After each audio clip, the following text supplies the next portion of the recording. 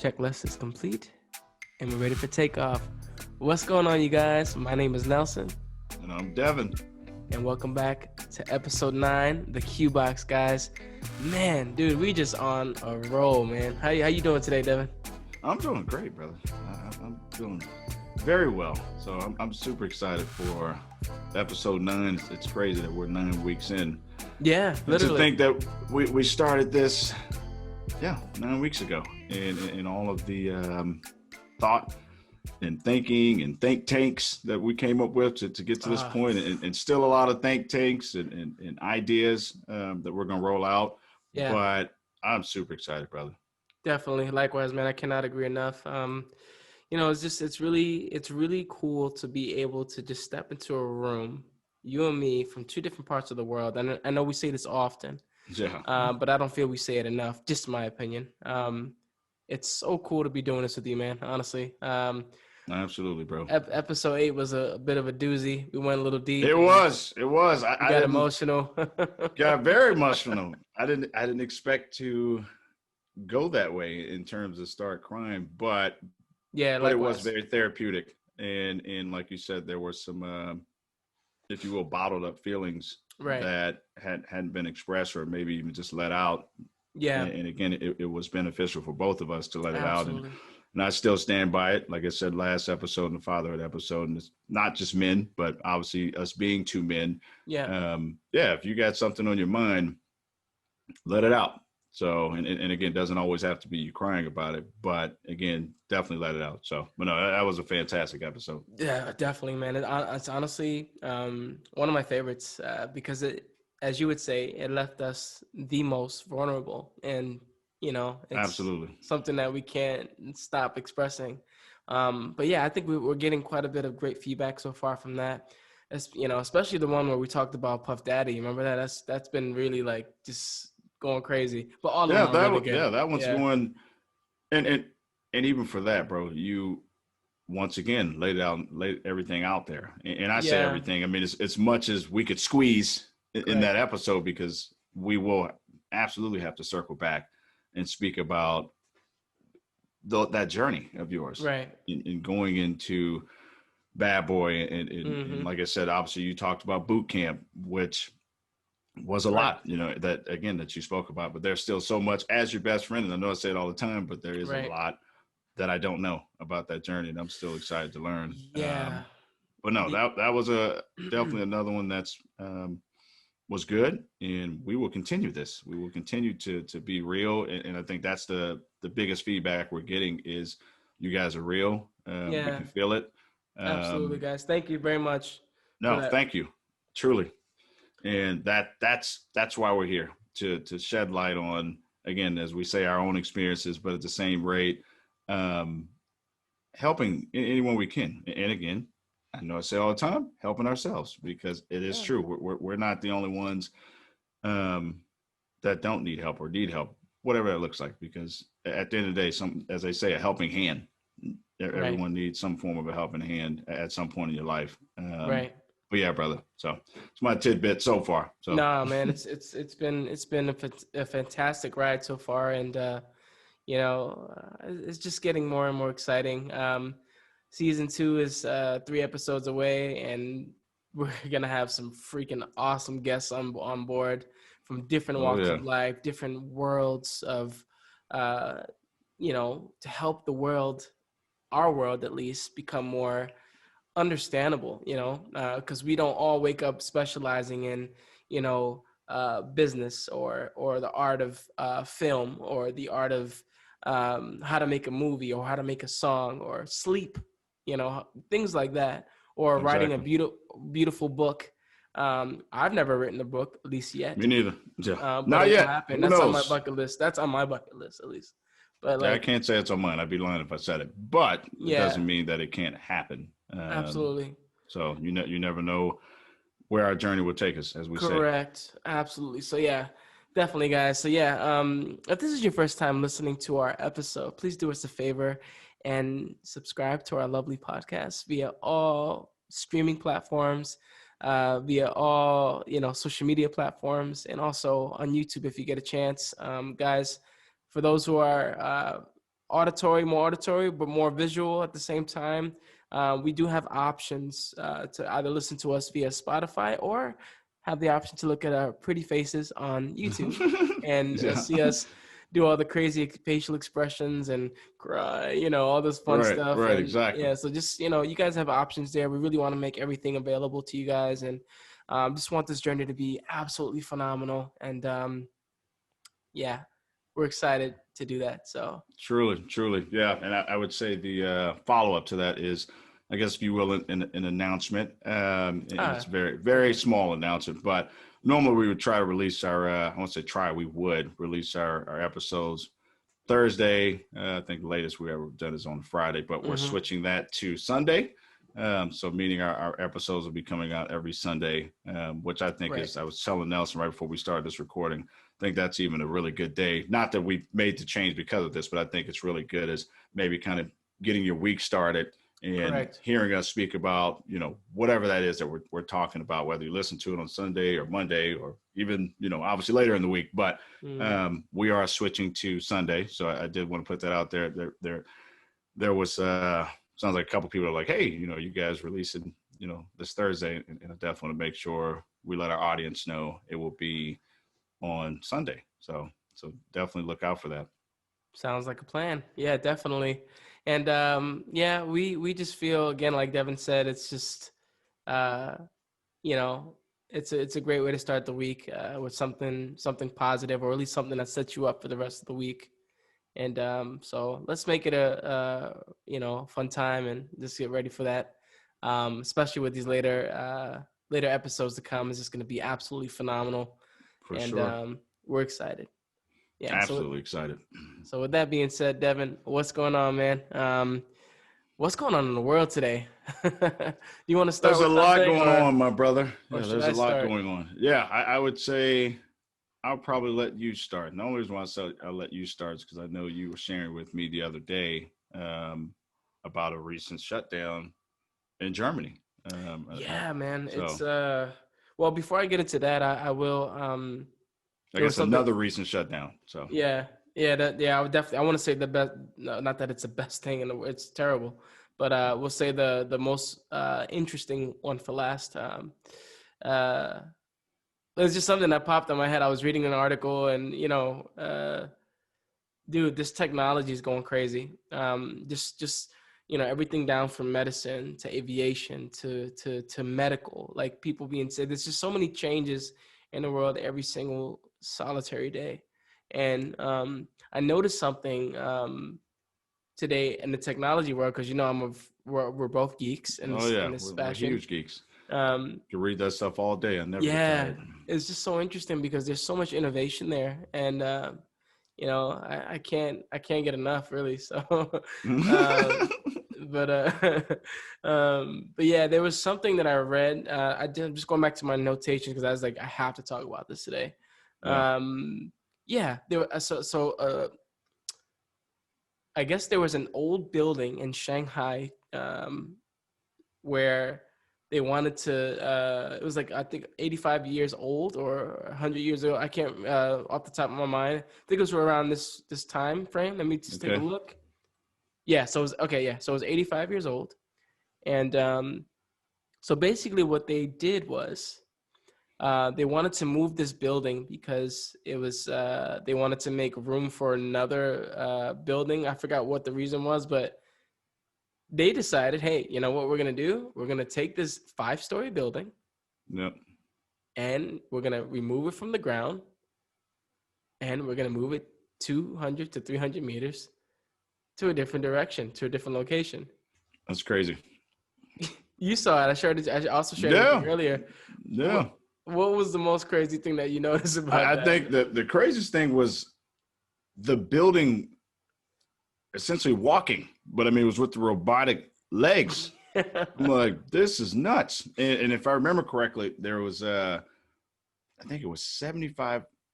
I can't remember the exact how many. I think it was 7,500 tons. If I'm not mistaken, it was 200 legs. Yeah, something like that. But 200 robotic legs that were moving this building, this school. I'm like, Yeah, And and it's they first called time it. in It's in Shanghai, China. It's first time they've ever done it. Yeah, I think it was. What was it called? According to that article. It So was called the walking machine method or something like that. walking machine method. Yep, that's exactly what it was. Guys, Or is. So imagine one day, like I'm just thinking, our brains go crazy. One day they're in the middle, we're in the middle of lunch in New York City or in Baltimore. Let's say New York, and they want to move the Empire State Building freaking a mile to the left. Imagine. That would be crazy. I think that one might be too big, man, to move. But even then, to Listen, think just to think. But who knows with technology? Yeah, exactly my point. Know, brother. I'm just thinking outside the box. You know how we are, like. Oh yeah. Damn, man. Yeah, it's just crazy, brother. But yeah, that's just something I wanted to just kind of bring up because just there's so much innovation out there. There's so much technology that's a ton growing, and there's even technology that we're not even aware of yet. So imagine the possibilities, the endless possibilities that are out there in terms of what we can find. So I think that's pretty cool.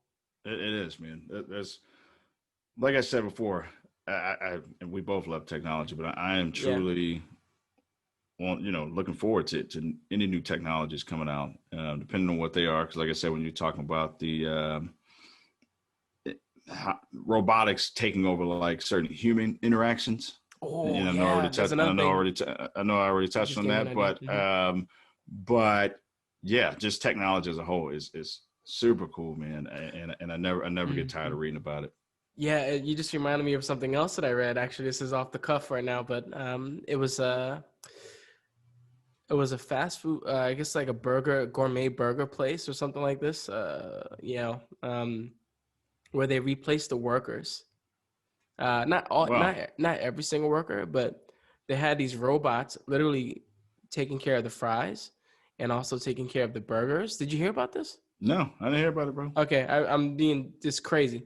Basically, no, I didn't hear about it. There's a franchise or some kind that they're going into like sort of like non-franchise, and also they're looking to go into franchise companies like McDonald's, or eventually, who knows if that's, I'm not confirming that, but it was just like an organic gourmet burger spot that I've never heard, or a diner or something like this.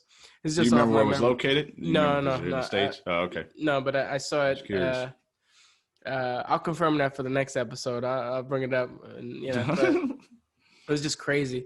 They had 3 robots. One robot was in control of the fries. The other robot was in control of making the burger, and then the other robot was in command of what was it? I think actually making what was it doing?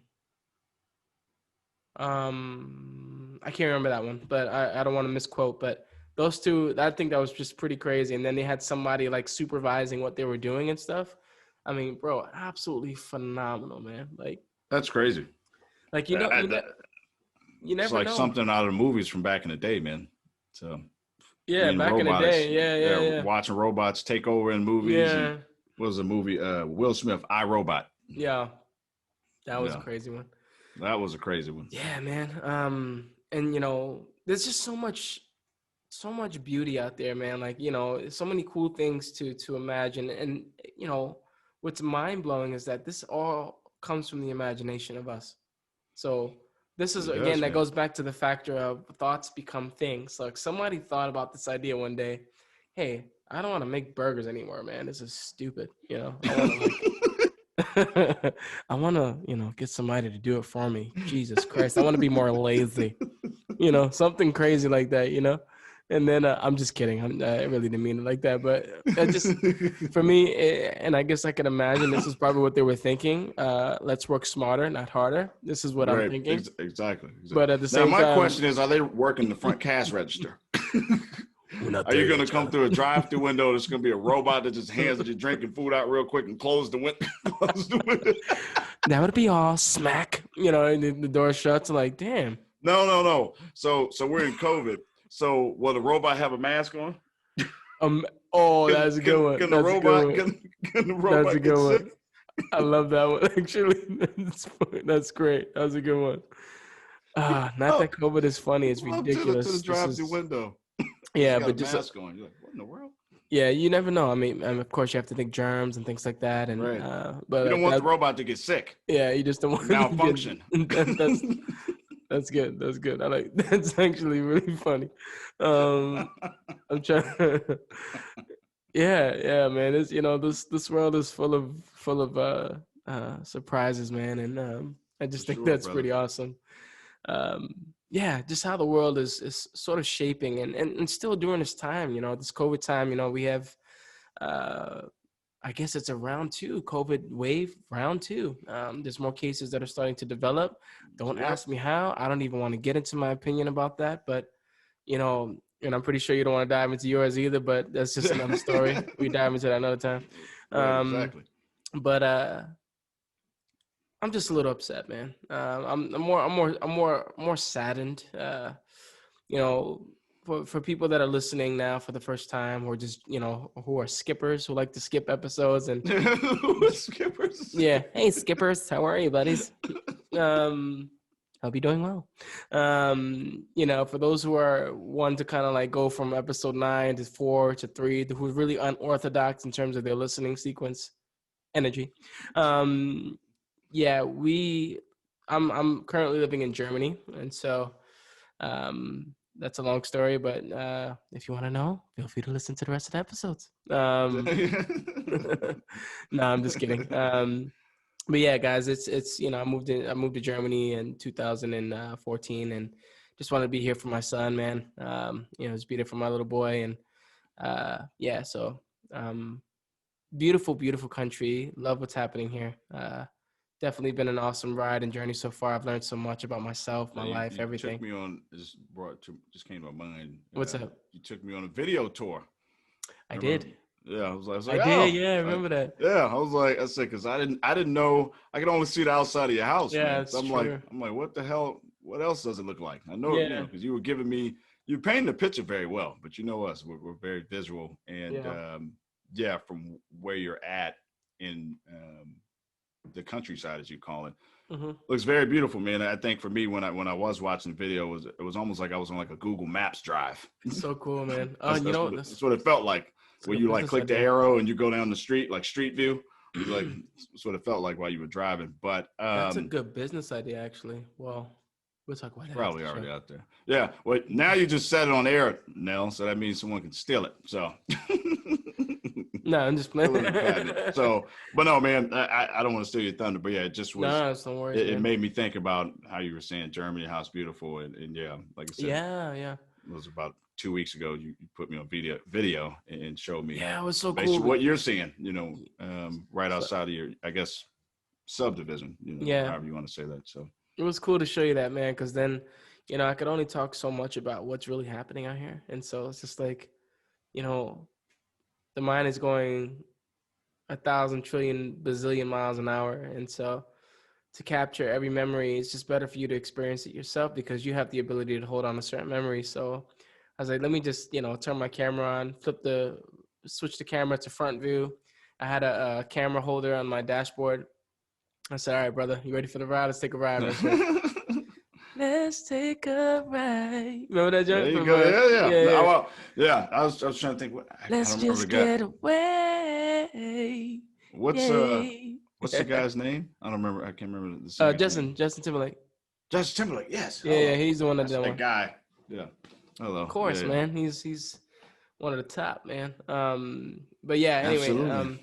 just wanted to take you on a ride, man, and to take him just kind of where I'm going every single day, man. And it was cool. It was cool. It was really cool. It was It really literally cool just does to feel see it, like man. you're in a different type of reality. It's like this is the cool thing about travel, and this is why I appreciate travel and just being in different parts of the world so much, man, because there's really 1,000 ways to do everything.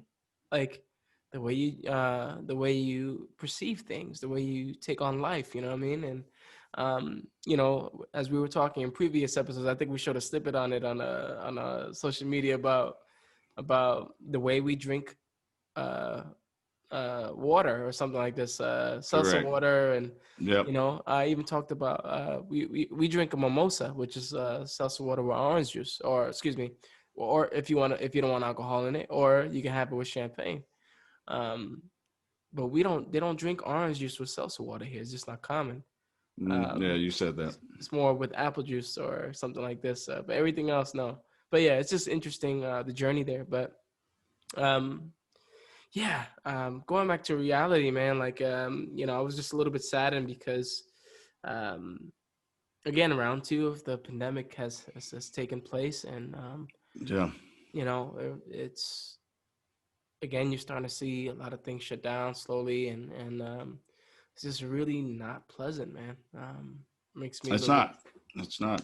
Yeah, what's the story over there so far? It's honestly, man. And again, I know I've said this before, but I'm here in Detroit, and yeah, it's going up again.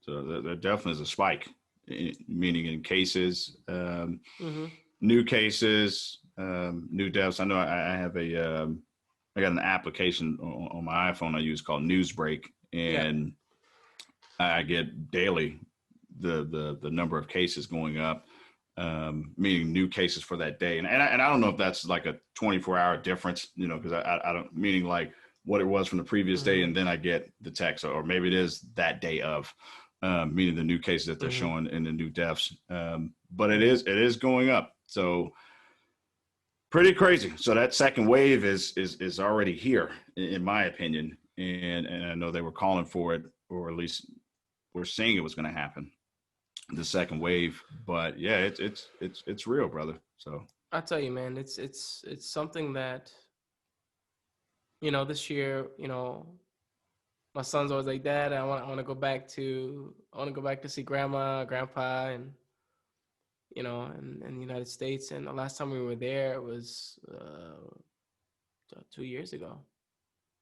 And yeah, I was doing the calculations in my head, which obviously you know better than me, but I know the last time you were home. But yeah, it was, so my mom and my pops were like, hey, we can come for Christmas this year. So I'm happy, like my only family is my son. So of course that's my only, when I'm here, that's my only family, my baby boy, Yep. And so whenever I see him, my eyes light up like a damn Christmas tree. It's always Christmas for me, Absolutely, bro. You know what I mean? And so when I'm with him, it's just fantastic. And, when he's gone, it's like, damn, you get a little, I get a little sad about it, but it's okay. I still have such a beautiful life still. But yeah, I learned that they were going to originally come in December, I think 5th or something like that. And I got a call from the family saying, look, son, we're not going to be able to come, because of, we learned that if we go now during this time, that we would have to be in quarantine for 5 to 10 days max. And that's like literally half of our vacation there. So I'm not spending $3,000, $4,000, $5,000 to come see your ass, and then I can't see your ass, Right. You know what I mean? Right. So it's just like, I get it. Right. No, I get it. I understand. Right. I understand. So yeah, I had to bite that one, and I have no objections for that. It's safety. How could first. you? So I mean, Safety especially when you're first. talking about them having to be in quarantine for 10 days. I can imagine it's very similar over there, but it's not international, and you guys have also the opportunity to drive and at home, so it's like, that's so much limitations. But how was it over there, brother, with that situation? In terms of, I'll make sure I didn't miss it. Yeah. People coming to you, is it okay? Like, they just drive, worst case, right, for you? Yeah. I would say probably drive. That'd be Would best, be, yeah. and like I said, the last time I flew was in July or June. June. So, but yeah, that was just a weird feeling, man. It was super eerie, and I know I said this on the previous podcast, but or at least episode. But yeah, I would say, I think I was reading something a couple days ago, and it was saying for this holiday season, they recommend driving more so than flying, and that's obviously just to avoid the potential chance of catching COVID. which with driving. Yeah, well, driving instead of flying, because obviously you would just, let's say, for instance, it's just your family in the car, then it's just you guys versus you get on a plane and you don't know who's who, and not say you couldn't catch it at a gas station or wherever, Yeah, I guess that makes because sense, yeah. you can still touch a gas pump and Right. who knows? I mean, and that's even speaking about getting gas. I mean, I see, it's funny, and when I say funny, I don't always mean literally, but it is funny Yeah, I when you know. see people going to get gas. You see some people with like a face shield on pumping gas. I've seen people with, obviously the mask and goggles pumping gas. And then you'll see some people who don't have the mask on, but they have gloves on pumping gas. Cracks me up. So it just hits me, and I'll just be, even though it's become the new norm, bro, it really does. It's like it'll hit me. But that's the thing. I don't want it to become a new norm, because for me, it's not. It's we are more than capable of healing. There's a lot of unfortunate deaths in this situation. But damn, Devin, like, you know what? I'm tired of it. I'm tired of it, man. Let's heal. Let's get through this, Absolutely, man. bro. It saddens me. I can't see my family, and that breaks my heart, bro. Like, hate it. I miss my brother. I miss my mother. I miss my dad. Yeah, man. There's just, when certain things are taken away from you, and forgive me for cutting you off. No, you're good, brother. It's when certain things are taken from you. It's just really. And this is not to say that I didn't, I never not appreciated this process, but you appreciate everyone more. Every second, every moment, Thank God we're blessed with FaceTime. We're blessed with WhatsApp. We're blessed with all these other damn apps that are out there now that gives us the opportunity to converse with our family every day. But it's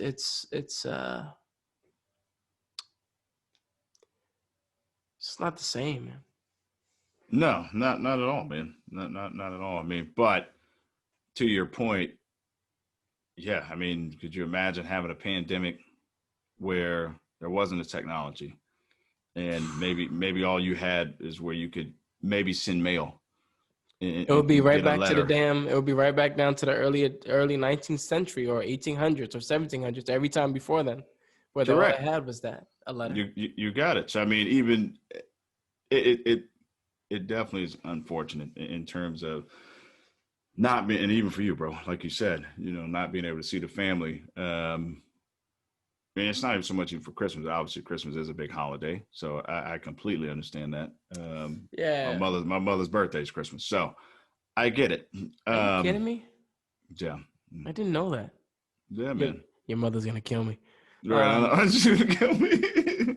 Yes, my mother's birthday is Christmas, man. But I what a gift she is. Literally, she was a gift. That's crazy. Yeah, she was a gift. But yeah, having this technology, it has helped a ton. And because again, I know I mentioned it earlier in this episode, but yeah, just speaking with someone during these times, it's so helpful. And if you can see them, visually, like we're doing now, by all means, because it's nothing like seeing another person smile or whatever that is. Yeah. And again, if you can be in person, so be it. But again, I say it all the time: take precautions wherever you're at.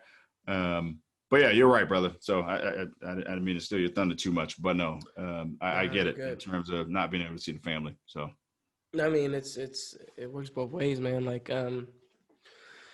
yeah, it's just a little bit more complicated for me. I just can't get on a boat and go see them. Right, exactly. It's kind of fun. Yeah, just a little, man. Yeah, my I don't know, just reminded me, man. And we'll continue on, but yeah, my grandfather was in World War II and took a ship all the way from Maryland. So crazy. Yeah, pretty crazy. So actually, me and my brother have his dog tags actually. So his World War II dog tags, that is. Wow.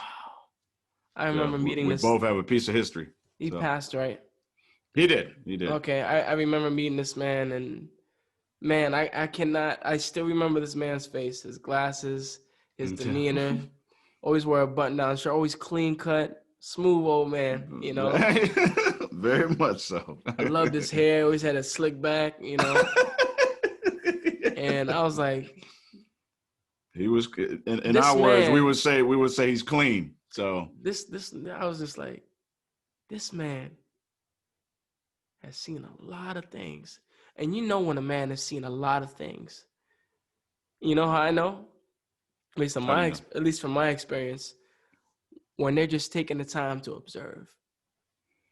He was very quiet. He was. And I remember that very clearly, very, very, very, very clearly. And we just sit on the couch, move around, you know, just watched everybody. And I was like, damn, the first thing I thought about was that's exactly how I'm going to be, because I'm a huge, huge people watcher. I love me too. Observing people and just, you know, I like just taking it. It's just so natural for both of us, man, to just, and even now, even though I'm not old, you know, even our spirits are old, you know. Oh, we're definitely old souls. Right. We're old souls, and some people say we've been here before, which I believe we have. I don't know what we were, but who we were or what we were, but no, I think just sometimes just taking a step back and just really just observing your environment. Yeah, you can learn a lot, and that's just, I walk into a room and it's almost like I don't want to say a video game, but it's like I walk in, I'm just scanning everyone. And it's just, but I naturally do it without even thinking. I'm just scanning the person way in the back of the wall, you know, person sitting down. It's just like, it's like a movie, you know, like when they have those scenes and someone walks in, or one of them old Western movies, and they walk in, and everyone like turns their head, and it's like, I'm just scanning you know, like the saloon doors. I think both of our sound effects were like really terrible. Yeah, probably. Yeah. I guess it's probably not. Probably that's more like a bad door opening up at your grandmother's house. That shit. Yeah. Anyway, that's fine. Oh yeah, man. But no, it took me back. You talk about my grandfather, man, and being observative, which he was very, very much so. Such a beautiful human being. I am that way now, so I can only imagine when we do get to that age. Yeah, how we'll be then. Who knows? I don't know, man. Yeah, definitely, man. Who knows? You know, yeah, and just, you know, circling back to like the whole pandemic thing, man. It's this thing is destroying a lot of things, man. This pandemic, this virus, I mean, it has so many names to it, man. It's just really taken out a lot of things. Businesses is breaking families apart. Yeah, man. And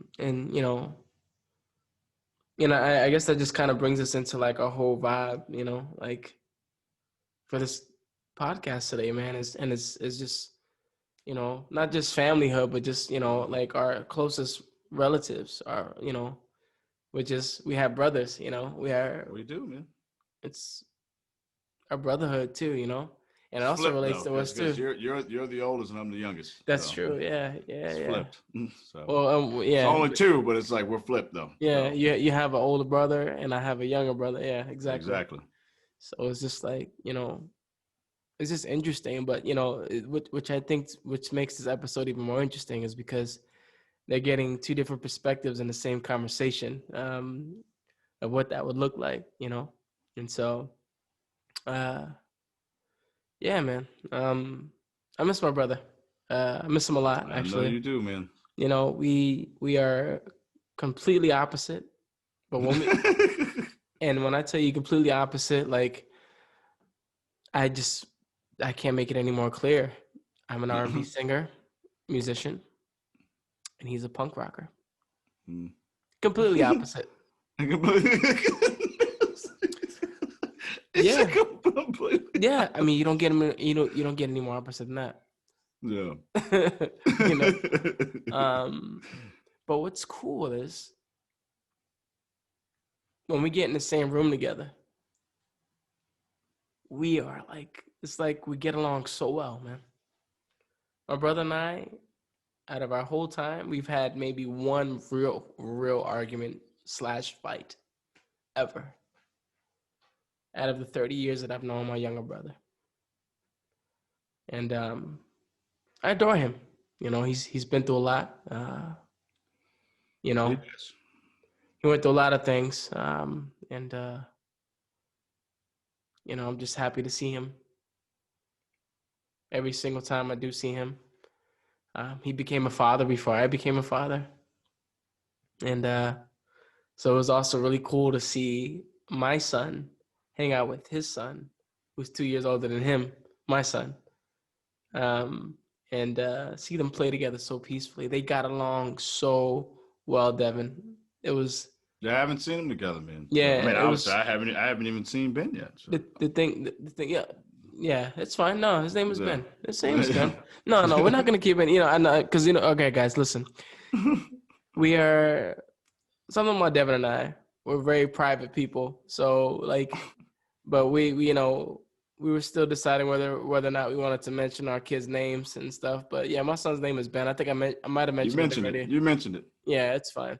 But Ben is a magical human being, man, and he's teaches me something every day about life. So yeah, just to see my brother's son and my son together was just so freaking cool, man. And it really brought me back to when my brother and I were this age, you know. And how about for you? How was your experience with your bigger brother?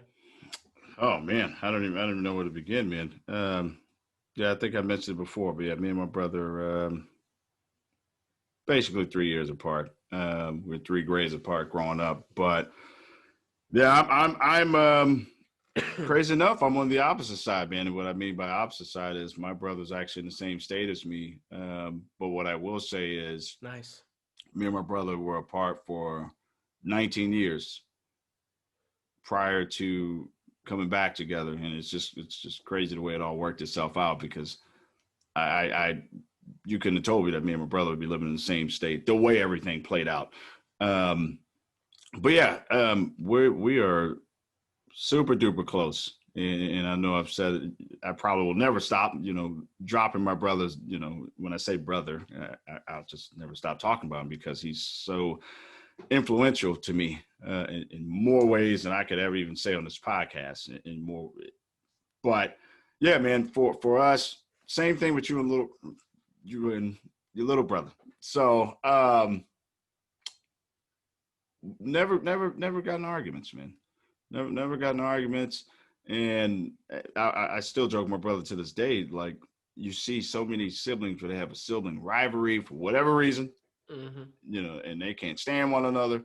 And sometimes that bleeds into adulthood, to where they're like, still don't, get along with this person. Sorry, I just want to cut in for 2 seconds. I'll ask my brother if it's okay if I can mention him on the next podcast, if it's okay if I mention his name, because that way we're not having like, shouldn't have said that. Shouldn't have said that either. Shit, I'm just digging a hole for me.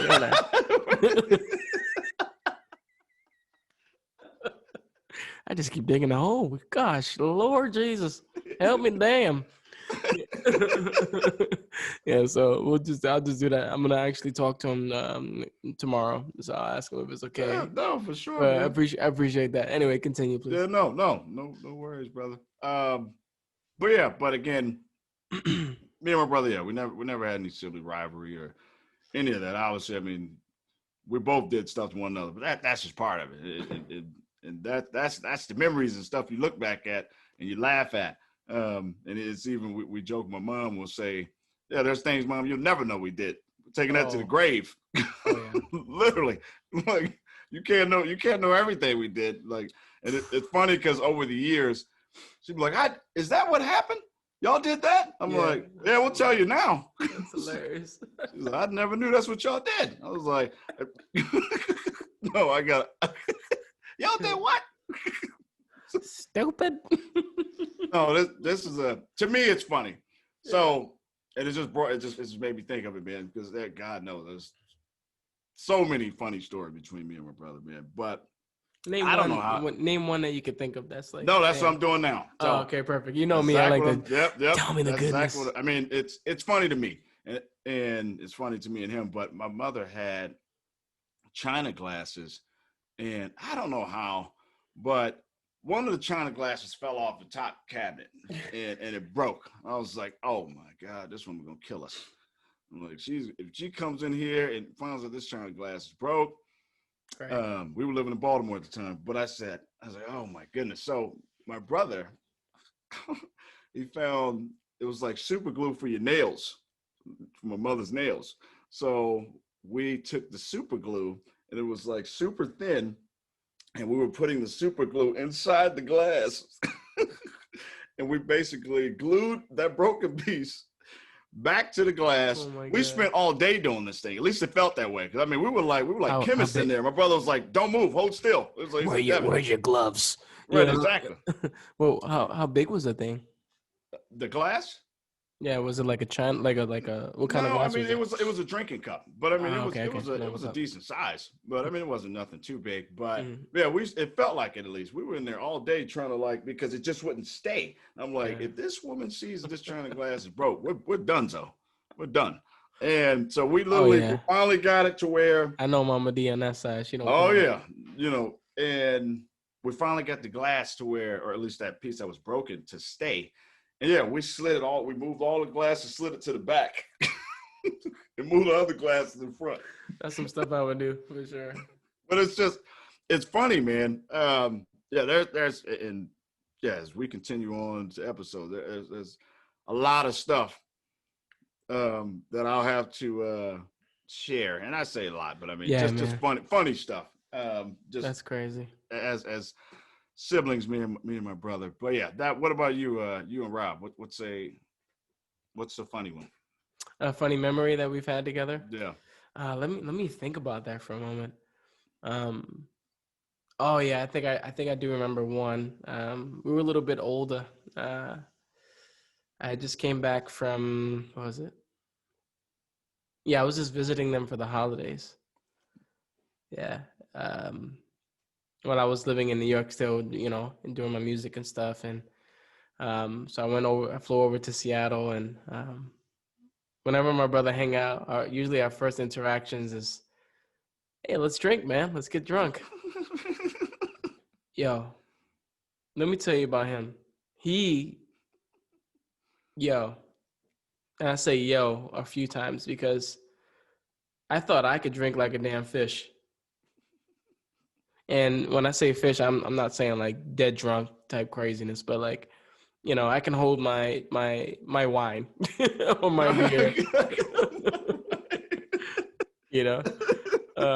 I'm not into that heartache crap, man. That's too much for me. And you know what that normally turns into? Me hugging the toilet the next day, and I don't like hugging toilets. It's kind of gross. But I don't think anyone does. No, yeah. Well, some people just can't help themselves. No, I'm just kidding. But like, yeah, for me, it was just more like, all right, let me go with my brother. He's like, hey, man, we're going to go to this bar and go play some pool. So I'm like, yeah, let's do it. So we go there. And let me tell you, this dude could hold it. I thought I was like, my tolerance level was at 1,000. I'm not saying he's an alcoholic in any form, but like, when he actually he barely drinks, to be honest. He doesn't drink as much, at all. Especially these days, he's like a lot more chill and really relaxed human. And, he's just working hard, yeah, man, this dude, we went out that evening, and this dude he had like that time a couple of years back. I was like, about 3 or 4 or 5 years ago, something like that. They have these beers over there called it's like this custom like Washington State beer called Mount Rainier's or something like this, which is Mount Rainier is basically like the volcano. And you remember when you was in Seattle, you could see this big, huge. Oh yeah, I could see it very well. Mountain. It was like snow. It reminds me of Mount McKinley in Alaska, in Anchorage. Correct. You can see it on a good day. So. Yeah, and I remember that. I don't know where you were. I remember Mount McKinley for sure. But this one, you could see summer, day, night. Like, even when it's summer, it's still winter up there. It just doesn't change. Yeah. So I guess they named the beer after that. But anyway, long story short, we drank, and I'm like, I've never went like past 5-6 beers ever in one evening. That's just like a lot. And he was on like his same beer, 5-6 beer, sixth beer like me. And I'm just like, oh my God, man, this is dude, I'm just, bro, it's a good night, right? This is perfect. He's just like, hey, Nelson, you all right, man? I'm like, are you all right? And then I realized at that moment, I'm not doing so well.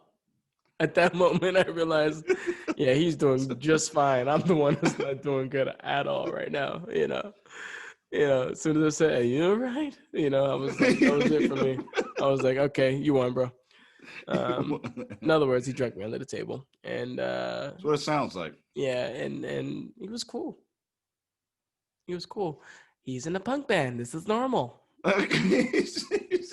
They can hold their own. They are party animals. This is very lightweight for them. You know. It just came to me. What's the voice that he does for someone who wants a cigarette? Oh man. Oh dude.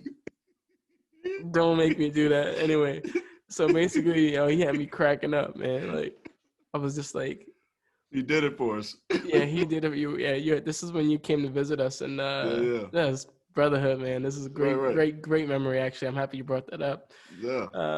Our memory, all of us brothers together, you, me, and him, is when you came to Seattle, and I think you had just landed. I went to go pick you up at the airport. Yeah, you picked me up. And damn, man, I hadn't seen you in 5 years, wasn't it?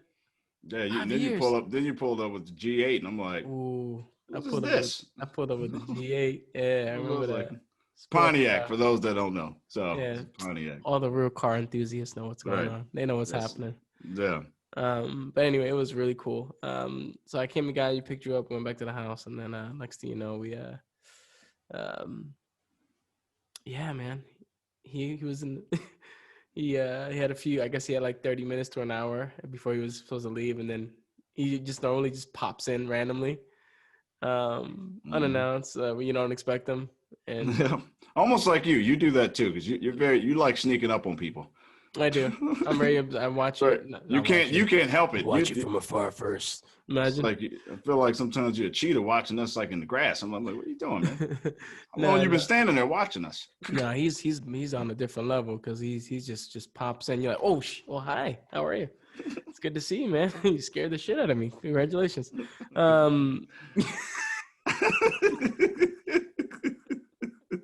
Thank you for that. My heart just dropped 4 centimeters.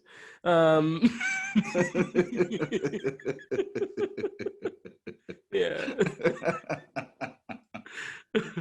Give me a moment. It's inside you're trying to put up. But yeah, all jokes aside, man, he just comes in randomly, and you hadn't seen him yet, actually, didn't you? Yeah, it was the first time you've seen him since many years. Yeah. He was just popping in, and he was like, oh shit. I think for me, what I was just tripped out on is how small he was growing up, obviously. Yeah. And then now I'm looking at our little brother, and I'm literally looking up at him. And yeah, he got you by an inch. You 6 feet or 6'1"? 6'1", but I think I feel like Rob, at least feels like he's like 6'2" or 6'3". I don't know, but I know he's taller than me. I know that much. I think he's like 6'1", 6'2". He's gonna feel good about this conversation. You guys, good job on that. I love that. You guys. Either way, when I did see him, I hadn't seen him in so long, and to see him and like, wow, like it's like you look at someone who's when we were in Anchorage, and he was so small, and I hadn't seen him in years. My baby brother. And yeah, taller than me now. I'm like, my goodness. Crazy. Well, I see in this conversation, you guys did not mention me not one time there. Yeah, right. You guys got a lot short. You're 6'5". You're 6'5" now. On a good day. I'm 6'9". No. Yeah. If you stand on your guitar in the back, you're at least 6'9". I know. Guys, I'm not that short, just so you know. You guys know where this is going. I'm not 6 feet, but I'm slightly under. So I'm falling a little bit short of 6 feet, but you know what? I make up for it in many ways. All you ladies out there, only ladies got, hey, Just playing. Now, anyway, guys, let me get to the point, man. So long story short, it was just hilarious because my brother and I have a tendency to revisit a lot of funny moments when we are catching up. And, he was talking to me about a night that he was out with his friends and, he ran into some guy who was just really, he was really like freaking drunk and high off some, I think maybe he smoked a lot of like weird stuff. Anyway, so he comes up to my brother, he's like, had like this mustache that was not shaped up at all, no trim, nothing like that. So the mustache is literally hanging up like right here, the top of his mouth. So he's just sitting there like, you can't even see the guy's lips, So the guy's just like, "Hey man, you have a stove, man?" And then his tongue slips out. "You have a stove, man?" You have a stove, man? And I'm just thinking, like, why is this man doing that?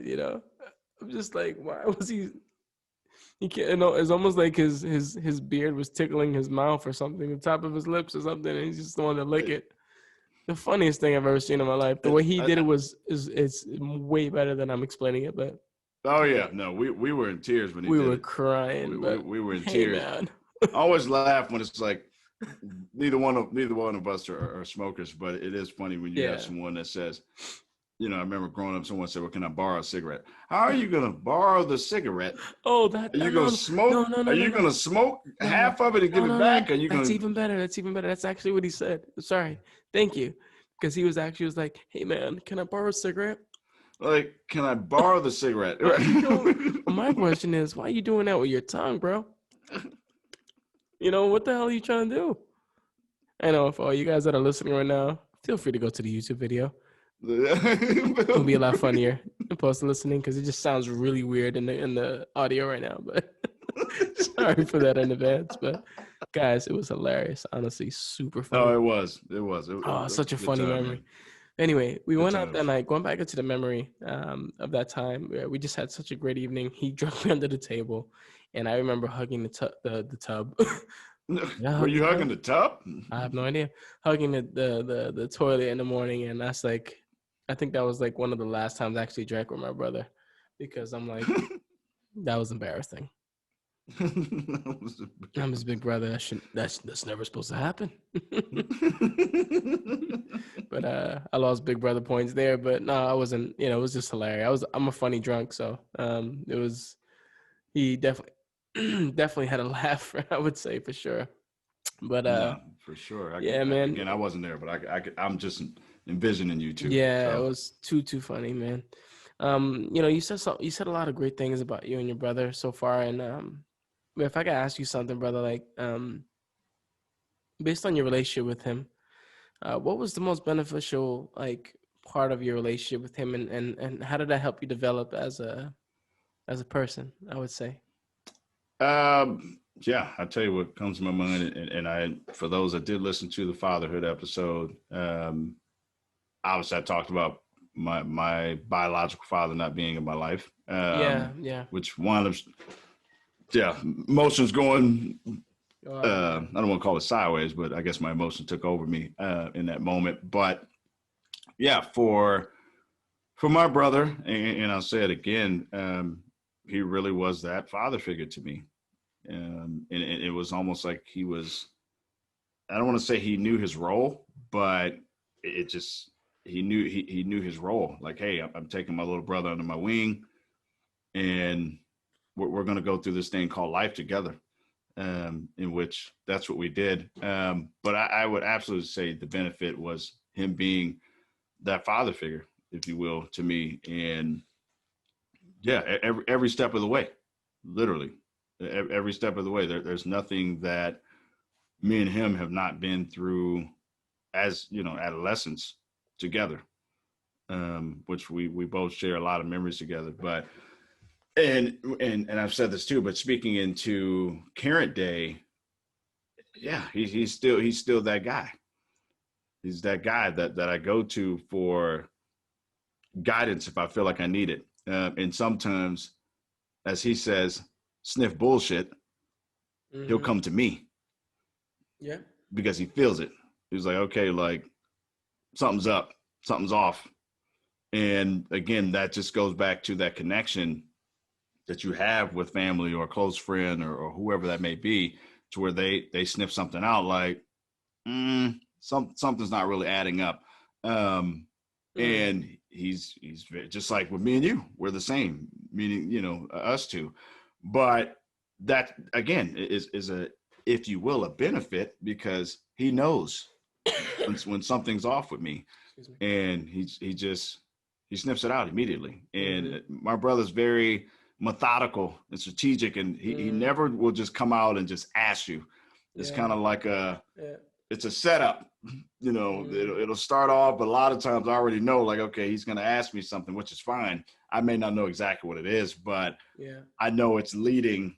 He has a purpose for, you know, a conversation that he's going to have with me. But again, I usually, not usually, I always come up feeling some form of revitalization after I speak with my brother. But it's a benefit in many ways, and can't say it enough. I love my brother to death, and don't know what I would be without him then. I don't know where I'd be without him now. So, amen. But I'm gonna flip that back on you, brother. Yeah. How do you, and I guess since you are the oldest, as we've said, Sure. you know, between you and your little brother, what benefits, you know, have maybe you feel like you've passed on to him, or maybe he feel like he's gained from you, as a big brother, or even if there's any benefits you've gained from him or that he's passed down? Great question. Absolutely phenomenal question. Yeah, let me tell you something, man. Even, you know, I remember growing up, my little brother was, just come closer. I remember growing up, my little brother was, it's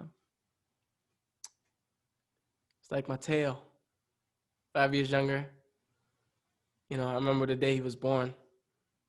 Beautiful, beautiful little human being. I remember, moment I laid eyes on him. Never had a little brother before. Didn't know anything about brotherhood. You know, I only knew myself and me playing by myself all the time and his friends, you know. I remember seeing him for the first time. Yeah, man, I was like, I have to protect you now, man. I have to protect you now. You're my little guy, you know. We had different dads, of course. But and in my heart and soul, he was my full brother. Always, still, to this day. To this day, if anything goes down, we'll go to war together against the world. Absolutely, brother. And I know if you were there, you'd come right alongside us, you know. And if the shoe was on the other foot, I'm right at war with you and your brothers, because your big brother, hey, he's my big brother too, because he's older than me, you know. Exactly. But you know, so it's just family, man. Brotherhood and family is really important. But my brother's absolutely phenomenal human being, man. Remember growing up over the years, you know, skipping a few years, 5-6 years down the line, he was just such a funny little dude, man. Had a temper on him too. I remember, if I didn't give him what he wanted. I remember one time, this is stupid, but I'm gonna mention it. I don't give a shit. I'm gonna just say it anyway. Just have me laughing. I remember he was at this mall or something like that, and he wanted a lollipop or some icy that I had, and I had made fun of him. He was like 5 years old. He was my son's age now. No, he was younger. He was like 3 years old, 4 years old, something like this. I think, somewhere in this range. And I was like, I got the icy or something like this. I remember clearly. I can't, you know. And I remember him. He was in his little stroller. So no, if he's in a stroller, he's like 3 years old, 2 or 3 years old, roughly. You know, toddler status. This little dude, and I'll never forget it. I was pointing at him, jumped at him, and this little dude jumped out of his little stroller like a damn catapult, bro. And and somehow grabbed onto my finger. Well, I don't forget what finger it was, and bit the crap out of my finger, and it was bleeding. And I remember my mom and my dad were like, "What the hell's going on? What?" First of all, how the hell did you get out of that seatbelt? The strap. He just wanted that thing so bad, and I remember I was crying because I was bleeding. I wanted to knock my little brother out so bad. I was 5 years older, but I was like, you know what? Even at that age, man, I was still so conscious and just wanted to protect him. You know, I was crying like a baby because my hand was bleeding. You know, because whatever finger he bit was bleeding, but like I gave it to him. You know, my mind was like, brother, well, after he bit you, you didn't have a choice. No, kind of. Yeah, no. Nah. I mean, you had a choice, but I mean, would you want to get bit again? Yeah, exactly. You learned your lesson. So yeah, no, it was just a funny time of the life, man. But yeah, you know, this dude, man, he was just very feisty, but also very beautiful human being, man. Very sweet. I remember like seeing videos of us in Italy, and his little scratchy voice. He had a little bit of a, you know, a little scratchy, you know, I can't explain it. I can't explain it, but it was a cute voice, man. And when I look back, it's so crazy, bro. When I look back at him in these little videos, it's been so long since I looked at these videos when we were living in Italy back in the day when my father was in the military, you know, and he looks crazy. My son looks very similar to him. There's similarities. It's crazy. Similarities to my brother. It's crazy. It doesn't surprise me. What the hell's going on? And you know, my brother loves Ben. You know, Ben is freaking an awesome dude, man. He is, man. But yeah, I love speaking with him on FaceTime. Yeah. So yeah, but you know, just going back to my brother, man. My brother and I had a lot of challenges together. You know, we traveled to many parts of the world together. And one of the most challenging points of our life when he became 12 years old. You know, he just wanted to be a part of everything that I was doing. Hey, Nelson, can you play with me? You know, this, you know, and I go back and I was just so thankful for the type of person that I was, you know, of course, being perfectionist. You want to always, you know, wish we could have done more. Yeah. As an older brother. But I remember there was many times where he didn't want to play and I was just meeting girls and stuff. And I was like, damn, bro, I wish I could have been there with you more, man. You know? Right. It used to crack me up, man. But what really got me, which was really an unexpected situation, is when, we learned that he had cancer, man. That was one of the most challenging parts of our journey together, man. Yeah, dude, that was really tough for me. I was like, it just felt unreal, you know? Like, is my brother gonna leave me so early? He's 12 years old at the time. And I remember, man. Yeah, gets me emotional to this day. But I'll tell you one thing, man. It taught me a lot about appreciation. For sure, brother. A lot, man. In that moment, we talk about life slowing down, right? With the pandemic, but right. When you have a situation in your life like that, or when you have a death in the family, or just some traumatic event, your life just slows down. 100%, man. It's just interesting where it's just like the world is moving, but everything around is just slow. You're just like in a trance. Absolutely. And you're just trying to figure out, forget day by day, you're trying to figure out minute by minute. Right, exactly. You know, hour by hour. So I personally was not in the house, obviously, with you, bro. when the entire family was going through that. But I do remember coming, because you were in Maryland at the time, my home state, and he was going through I remember his chemo. Yes, correct. And you were there. And I was there, man. And it absolutely threw me for a loop in the sense of this doesn't seem real. And but what I will say, man, and again, I wasn't in the house during the time, but seeing him, he was still him. And that was what made me like, I can't be in this sad state because he's not. Exactly. And he was just being him, being 12-year-old him. And exactly. That really did, because it was like my mind was like, man, I want to like go here. And he was like just full throttle like him. And I'm just like, you know what? I can't go there. Yeah, and I'll take it a few steps back. I'll take it a few steps back for a moment. Yeah, exactly. Thank you for bringing that up. That just reminds me of a lot of other things that happened along the way, the positive side of it. Yeah, man. We learned about this after we left Anchorage, Alaska. We went to Florida, and then from Florida, we went to because that's when my dad went to become an officer. And then from that point, officer in the armed forces, in the Army.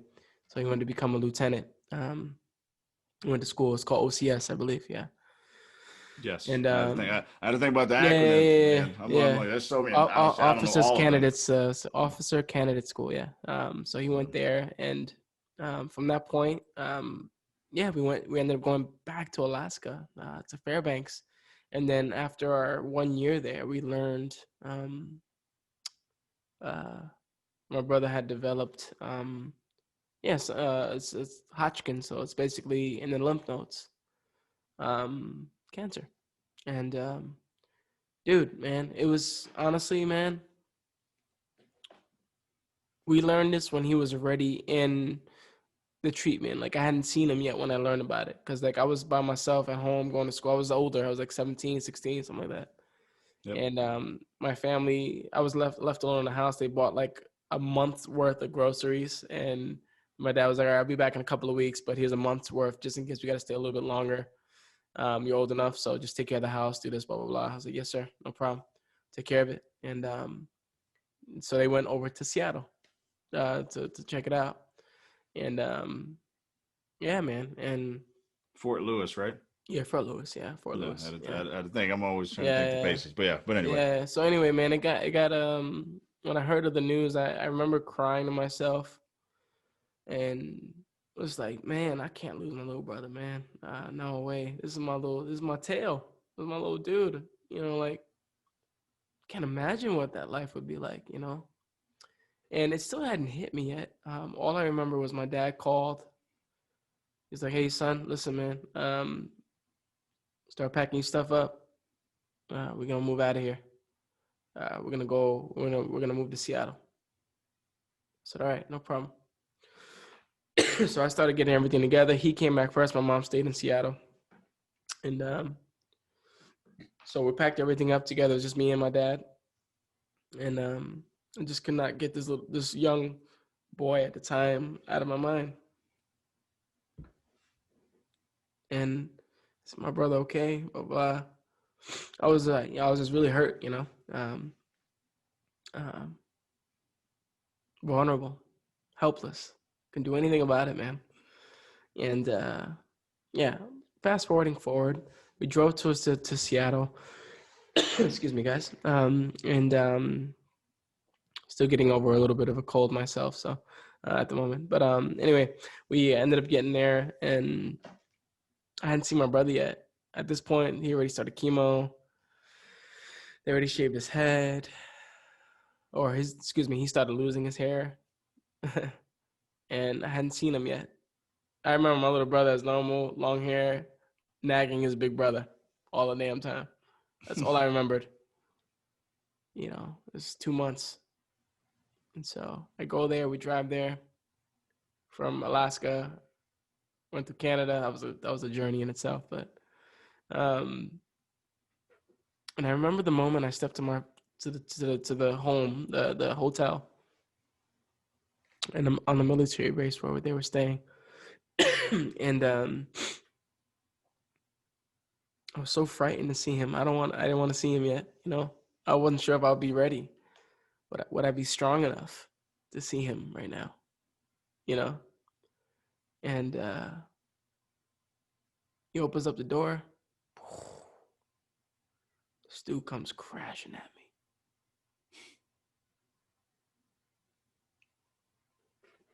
Biggest hug in the world, bro.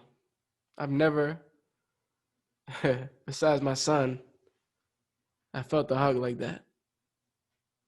I missed you, brother.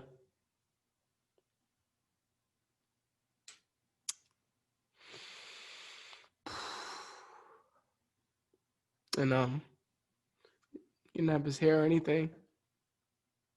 Sorry, bro. It's really hard, man. I'm gonna stay strong today, but it was really hard. It was really hard, man. I'll tell you that. Because I knew what I was looking at, but he had a different perception.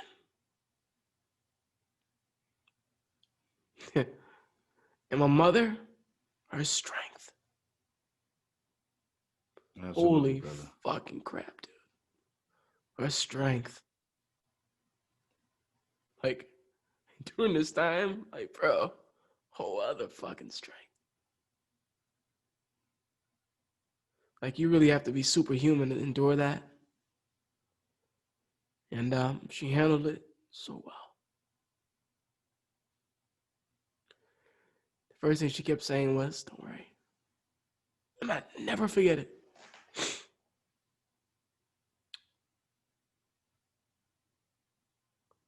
She pulled me to the side. I hadn't cried yet, by the way. Yep. I was like, "Hey, brother, oh, I missed you." He wanted to play with me, all that cool stuff, you know. I hadn't cried yet. I'm just envisioning it. Yeah. I hadn't cried yet, man. I hadn't cried at all.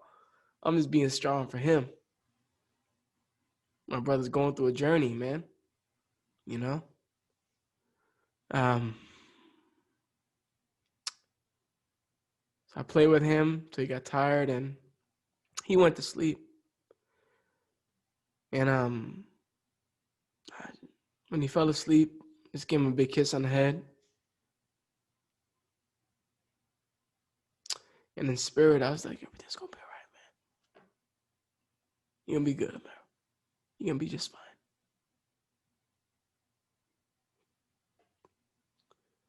Sorry, man. This gets me.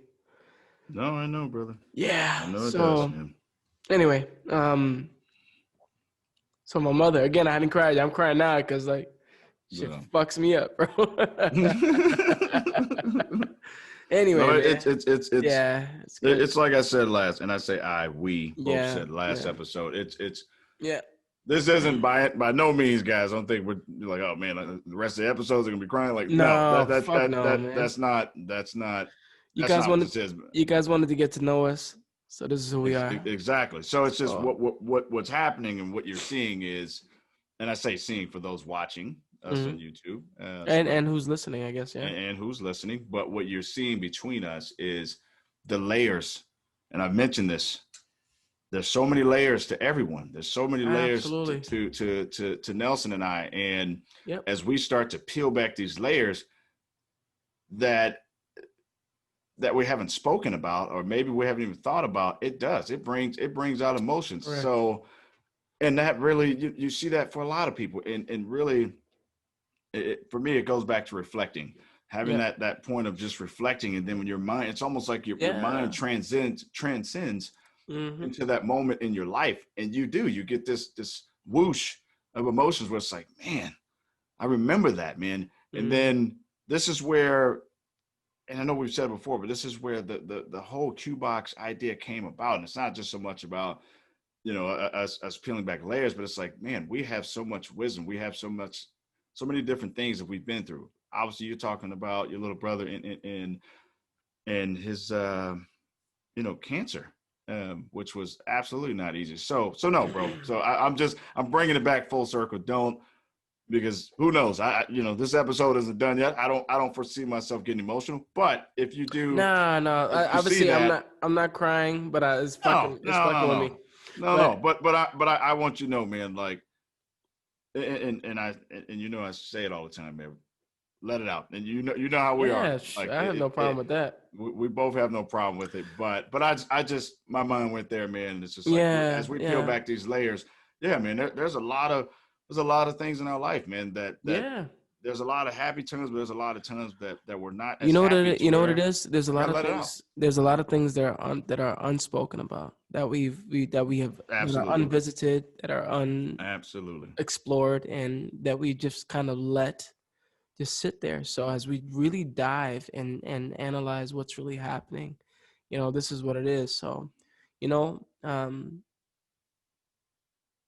this is what it's about, man. This is why we're doing this. This is bigger than us, and I'm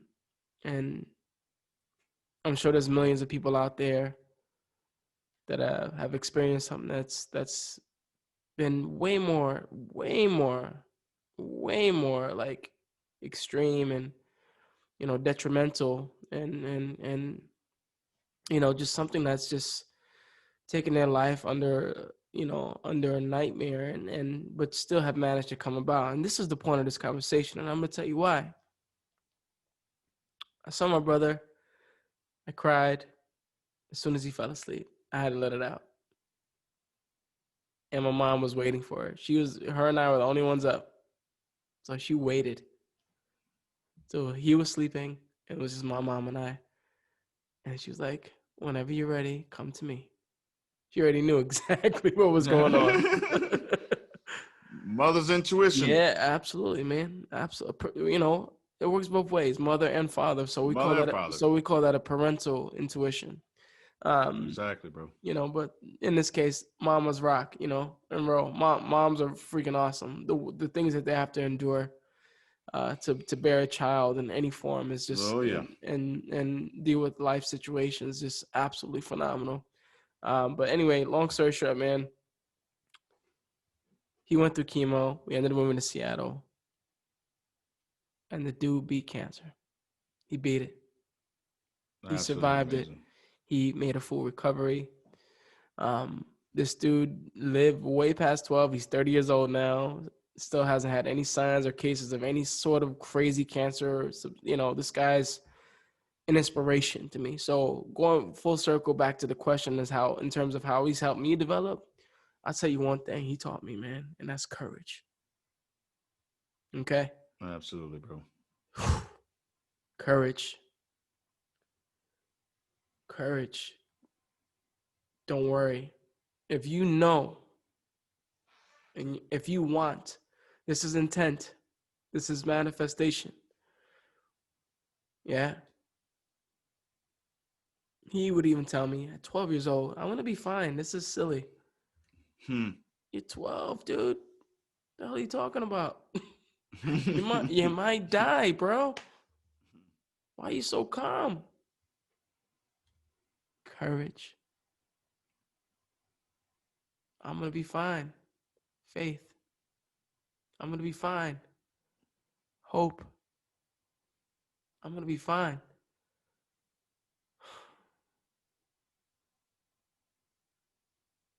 Thoughts become things. Yeah, I'm just soaking it. I know I say it every time, man, but I really am. I'm just soaking it all in, man. And yeah, when you told me that, when you shared that news with me that he was cancer free, yeah, that was it's crazy, man. It was a major weight lifted off everyone's shoulders. Because that was a very challenging time, man. And thank you for sharing that, brother. Because there are many people that are dealing with someone who has went through a similar situation as your little brother, our little brother. Say yours, our little brother, of course, our little bro. Because for my mother, she had her best friend, and I don't want to use the word fortunate because her spirit is with all of us, but she did have cancer. and she did not make it.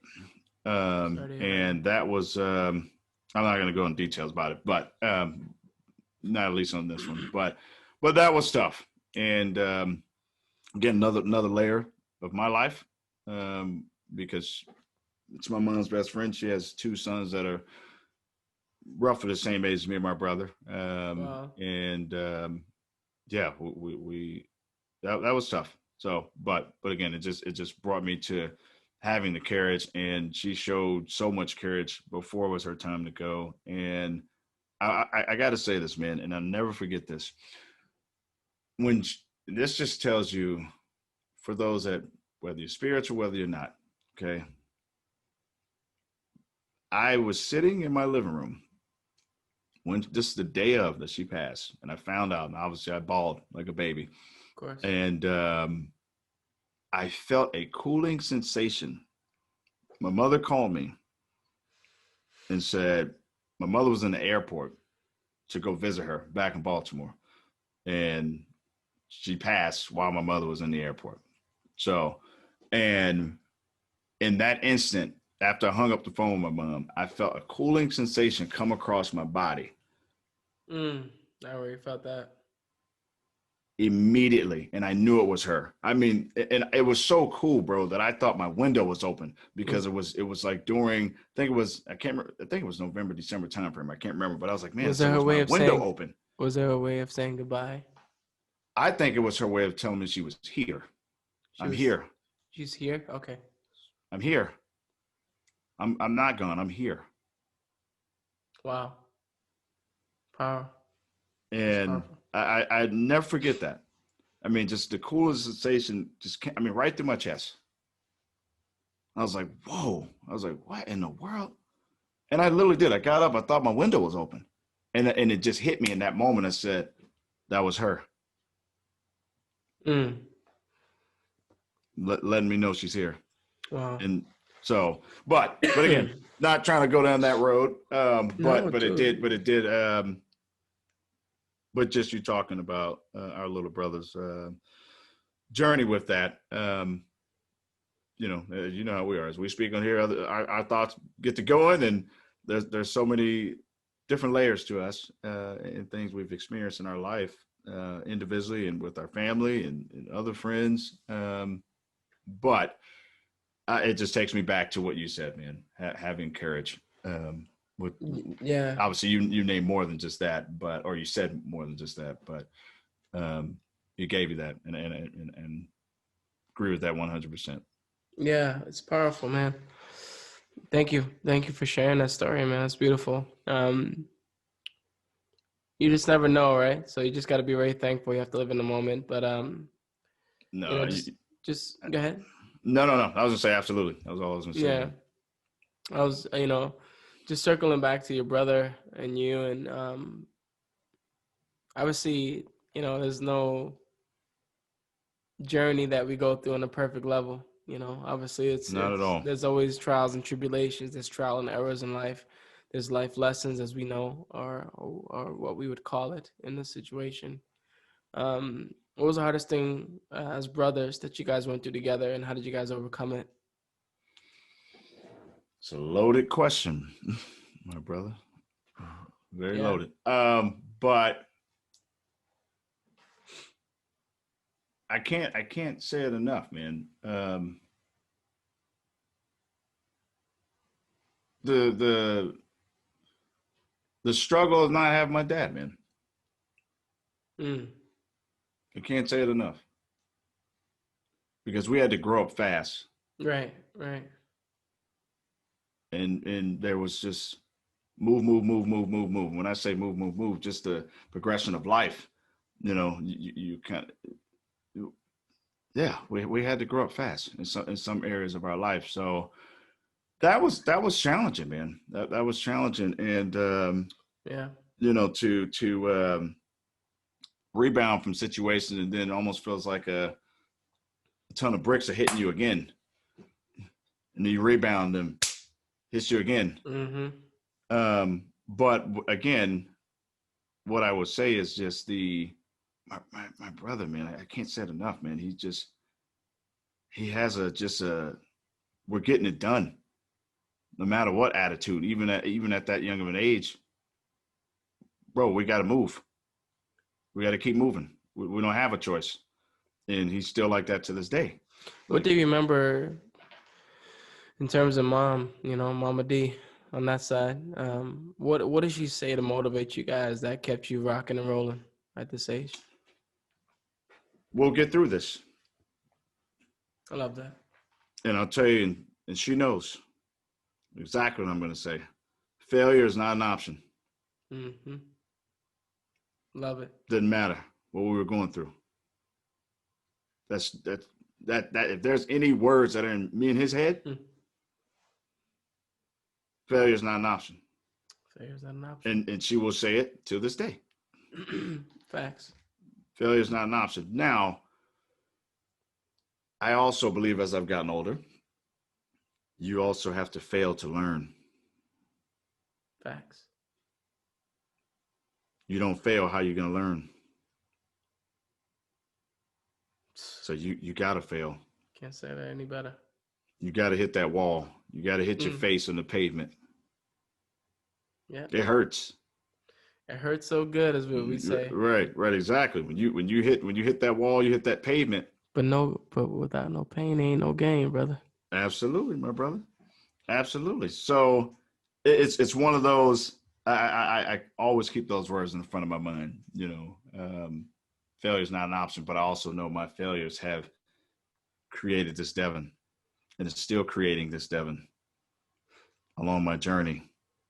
And I'm going to be the best Devin I can be, because I'm learning how to navigate around potential failures as I've had my other failures. Yeah. Because that's part of failure. You start to learn, I'm not going back down that road again. I've already done it. You have something on the back of you that says you can never have too much happiness. Is that right? Absolutely, my brother. Oh, sorry. You can never have too much what? Sorry. You can never have too much happy, is what it says. Okay, I was just making sure I read that correctly. Yeah, it's okay. So it's a little tough trying to read through, on my side of the world. But this is how I understood it. But I also saw exactly what I saw, so I wasn't sure if that little blurry part was missing. But that's and also it doesn't help. My shoulder almost looked like it was blocking. What made you get this? You just can never have enough. And honestly, I was looking for a photo, and I love art. Okay. Yeah, me too. I love art. Can't get enough of it. I just love it. And I saw that, and it just stood out to me. It's like, if you're happy, mm-hmm. why do you have anything to be angry about? You can never have enough happy. You can have all the angry in the world. Yeah. You're going to feel like shit. Yeah, for sure. You feel euphoric when you're happy. Doesn't matter. It's an amazing experience when you're happy. Whether you're laughing, whether you're starting a relationship, whatever it is in your life, you're getting a new job, you're traveling the world, whatever it is, when you have that happy, you can never have enough of it. So that's why I got it. So let me ask you a question. So how did your brother make you happy when, being that you were missing certain elements in your life at certain specific times in your life? How was your brother there to lift you up, inspire you, bring you to focus when your mom couldn't be there because she had to work and take care of business, and she couldn't hold, she was holding all the weight, for most of the time of your life?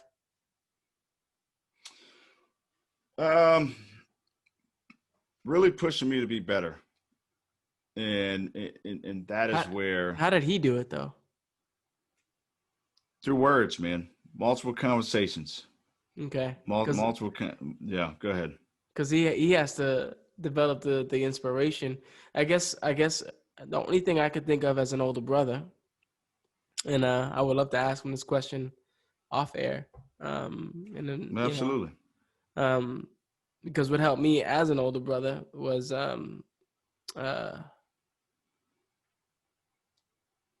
accountability. Absolutely.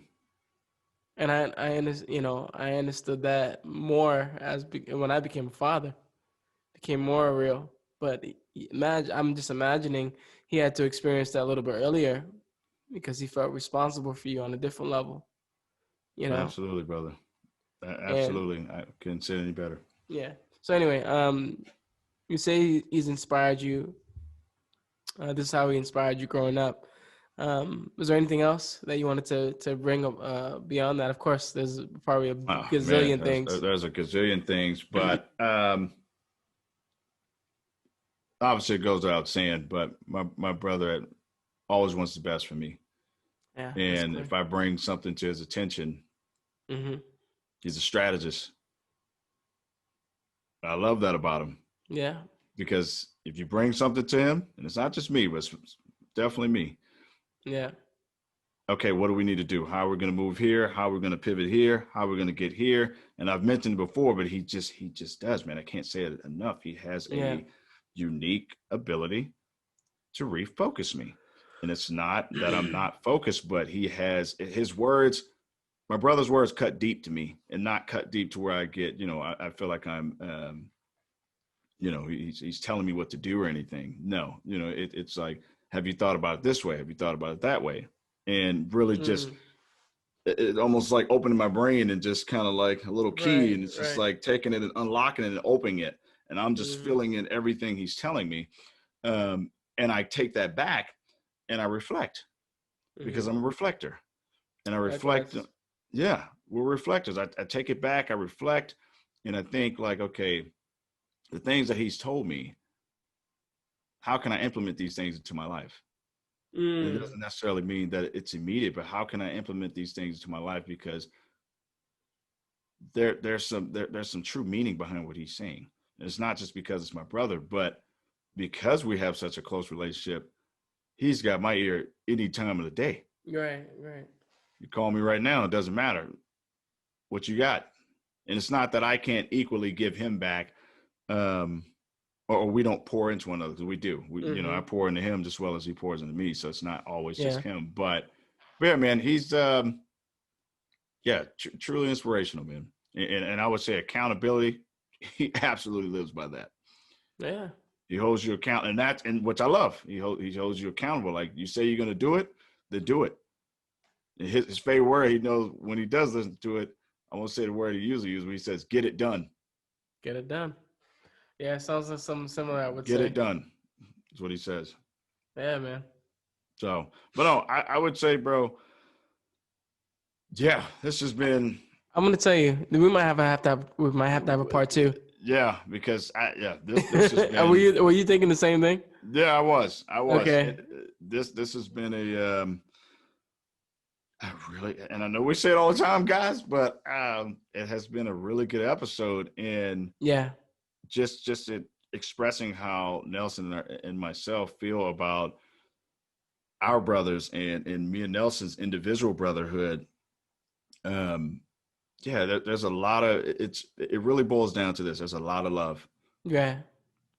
There's And that's one thing. lot of That's one love thing. between all of us. That's one thing I can't agree enough, even more, because I mean we agree on a lot of things, but this is one of my most favorite things I can't agree on enough is the fact that despite our differences, despite our trials and tribulations, we'll just call it life lessons for this matter.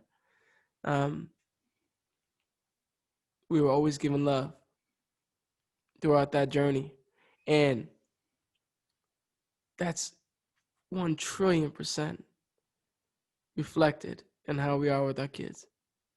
From what I've seen with you, Absolutely, brother. From what you've seen with me, my love and affection for my son, I am passionate about my little dude, man. Like, you heard. Same for me with my daughters, man.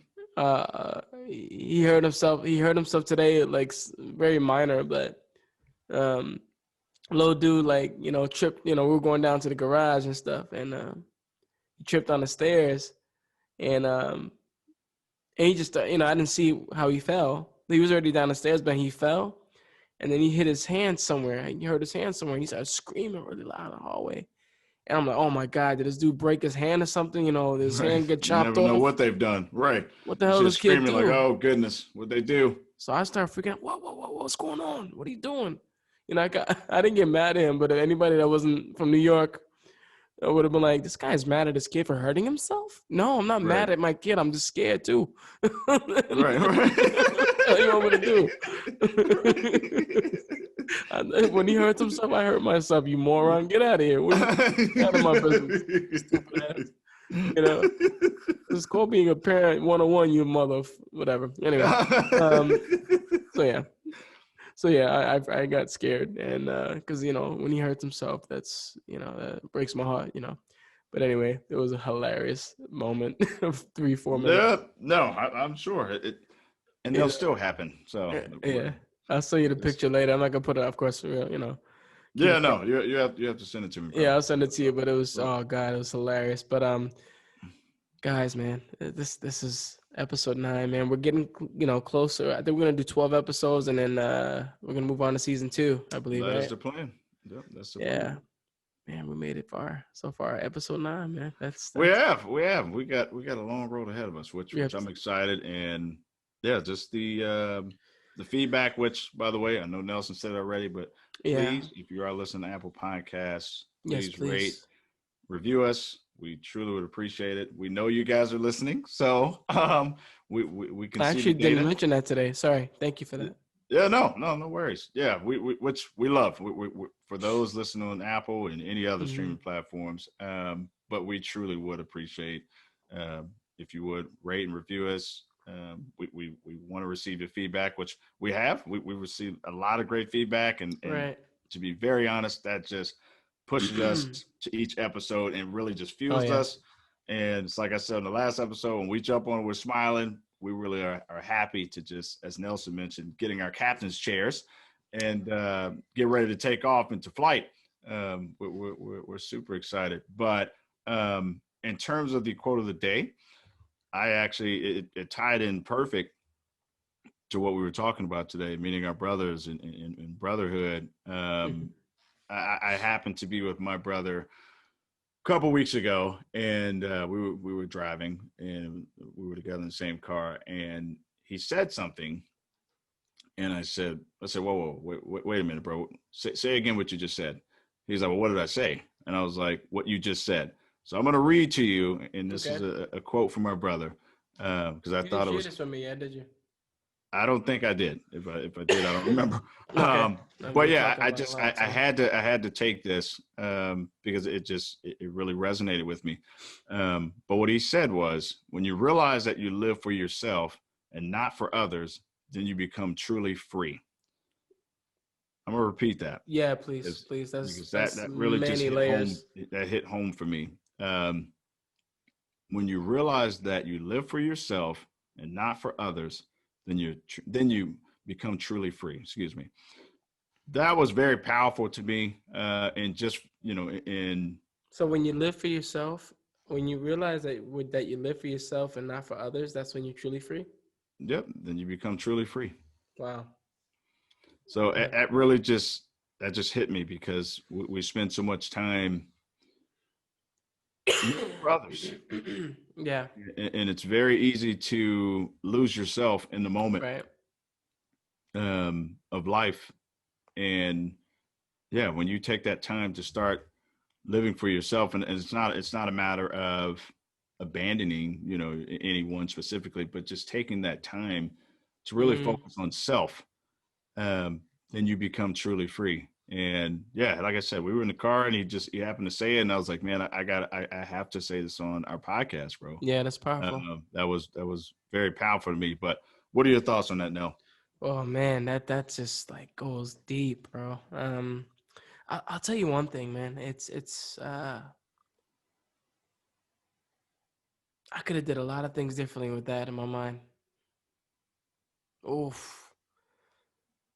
A lot of relationships could have been different. A lot of friendships could have been different. A lot of scenarios could have been different. Because the perception of life, man, if that's not clear, then, it's very easy to be detoured, so to say. So Yeah, thank you, brother, for saying that for me, please. Or I tell him I myself absolutely will. next time No, I get the or opportunity. you can tell him yourself. But no, I'll definitely tell him. Because That's that just resonated with me when he yeah, said it. that to me means a lot because you really can implement that in many life situations. And the first thing that comes to my mind and my soul is that guys, um, again, I just have to reiterate this. It's you are the creator of your own journey. You are. There's no way around it, man. You have to do it now. Wake up tomorrow. If you're going through some stupid crap right now, you just got fired, for example, from your job, and you're asking that silly, crazy question, which I hate when people say that to me now because I know the answer to it, and I know what it's like to overcome it. But I'm still very patient because I understand that not everybody's still finding themselves. There's that. Why is this happening to me? No, it's not happening to you. It's happening for you. This freaking craziness that's happening right now in the world, it's happening for us. You know how many shifts Absolutely, brother. in consciousness, how many shifts in inspiration, how many shifts in determination, how many shifts in careers are happening right now. There's a shift fucking happening right now because we're supposed to become greater versions of ourselves. This is the fucking point, bro. Absolutely, You have bro. to go get it. Go. You won. Go get it. Cash it in. Be happy. For those who have lost their lives in this journey, this race called life, I'm so sorry. But don't worry. Life is a beautiful gift. You're still here with It us. is. You're still here with us. It's like I said before, man, and I'll say it again. Whoever's listening to this, your journey is not over. It's just begun. It's I couldn't say it quick enough, brother. Okay, you're gonna say the same thing. Yeah, Okay. I was literally about to say it's just begun, and yeah, this pandemic, man. If you haven't already, take this as a pivotal time in your life to, yeah, take that time for yourself. Definitely. Unlock your mind, whatever that may be, because there's a Yes. lot. There's more potential inside you that you haven't unlocked. Absolutely. Devin, we've been friends for 20 plus years, bro. And I feel like even after this point, still so many things that I'm still learning about you, brother. Absolutely, bro. I think we definitely need another part two. Yeah, no, I would say. Should that be the next episode? We'll just hold off, man, because that's gonna. There's still so many things we didn't ask. No. I mean that'll just. Yeah, we'll just save it. Yeah, we'll save because it. Yeah, it may not even be right bumping up against this one, but we can yeah, definitely do it somewhere down the line. yeah. We'll see. We'll see how we feel. Yeah, see how we feel, and we'll circle back. Right. But Right. yes, this has been a great episode, brother. Definitely, again, guys. I'm always happy to jump on here, have that dialogue, my brother, and yeah, and make each other laugh and smile and talk and peel back those layers because we're going to continue to do it. And like I said, learn about one another in the process. When you said that, so cool. When you said that, it was very powerful. Peeling back these layers. First thing I think of, because this is with everybody in this life. If you peel back layers of everyone's life, there's still, when you pull back these layers, there's still so many band-aids still on these wounds They never got healed. that never got healed, man. Never got healed, brother. That's the power of reflection. That's the power of going back and revisiting, and that's the power of fucking healing. Absolutely, bro. So definitely we're gonna do a part 2 of this Brotherhood episode because we have Brotherhood to. is sisterhood. Sisterhood is Familyhood. Familyhood is childhood. I guess So many words you can use. Yeah. So, guys, we're gonna go ahead and wrap it up for this episode. Guys, if this was your first time ever tuning into our episode, we just want to take the opportunity to thank you so much for being a part of this with us, man. We are on a roll here. We're episode 9. Yeah. I want to feel a little bit British today. If that's all right for you, I feel a little bit funny, but it's fine for me. Yeah, we can go here. I guess that's where my mind was. Yeah, it's all right for you. No, guys, all jokes aside, I guess, this is what happens, right? If this was your first time watching us, definitely subscribe to us. And again, if this is your first time listening on Apple Podcasts, definitely do us a favor, rate us. Yes, please. Rate us. We haven't seen a lot of rates, but they're coming in slowly but surely. But if you haven't done it yet, please do so. It really just brings us tremendous joy and just keeps us, happy and inspired and just delivering this bomb ass content, man. So absolutely, bro. We want to thank you, bro. Yes, thank you. And yes, we will catch you on the next one. Thank you so much, guys. Thank you.